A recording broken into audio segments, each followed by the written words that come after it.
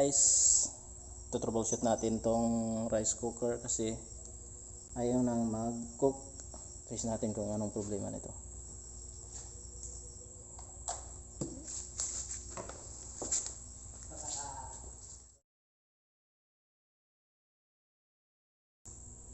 And guys, check muna natin tong kanyang thermal fuse kung okay pa ba siya dito. Tanggalin lang natin tong kanyang screw.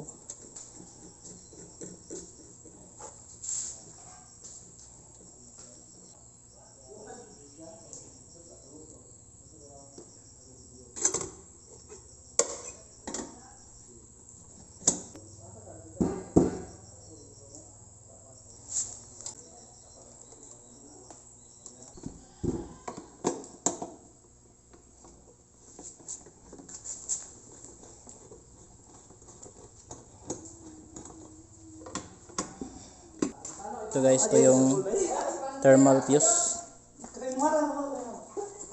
Yan. Ito yung thermal fuse. Test natin yung continuity niya.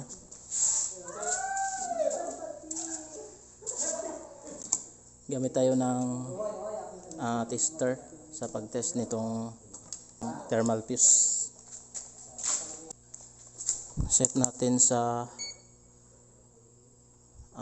continuity ohms. Yan, buzzer natin.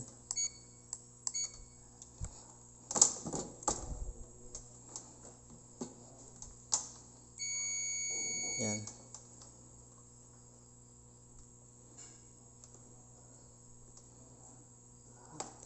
Wala siyang continuity. Hindi na tumutunog. Yan. Wala. Palitan natin tong fuse. Sa pagpalit ng fuse, dapat same lang din ang rating. Ito, same lang sila ng rating.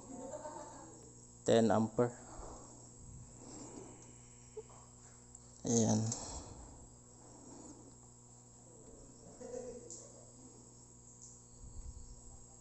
Labo. 250 volts, 10 ampere.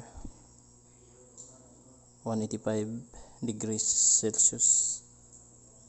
Dapat same lang sila ng rating ang ipalit na fuse. Palitan natin.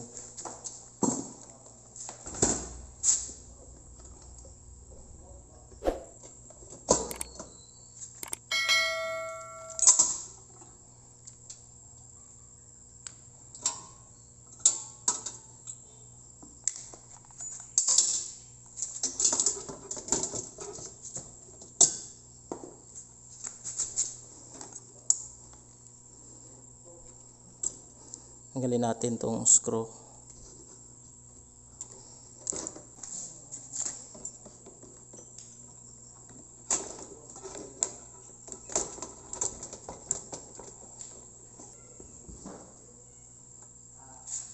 Yan, palit natin yung bagong thermal fuse. Ito.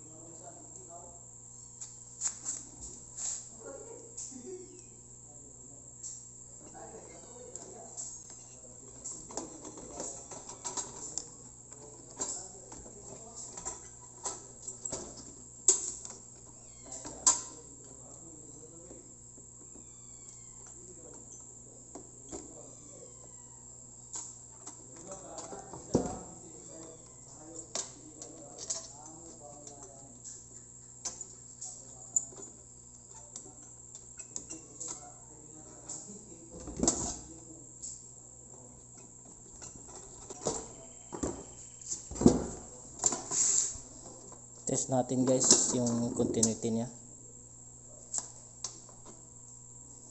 dito. Yan.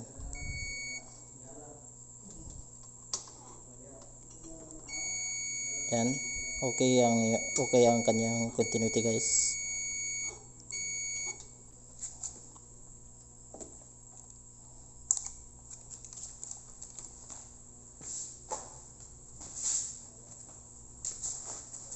Balik na natin guys.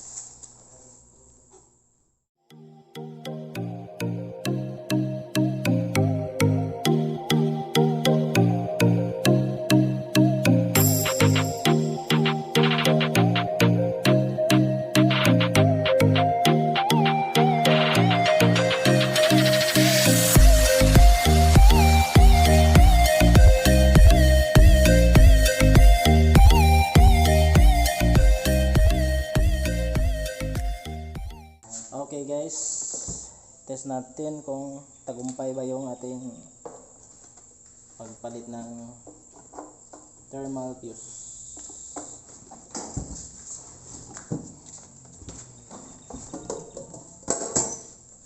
Ayan.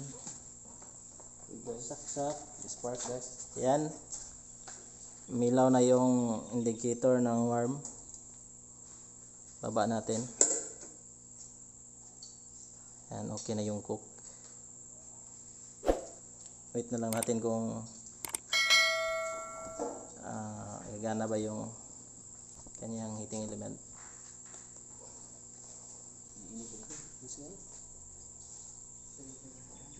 Bukawin ito nga.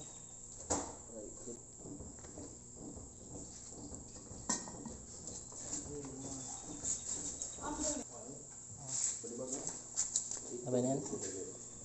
Okay guys, yan. Okay na siya.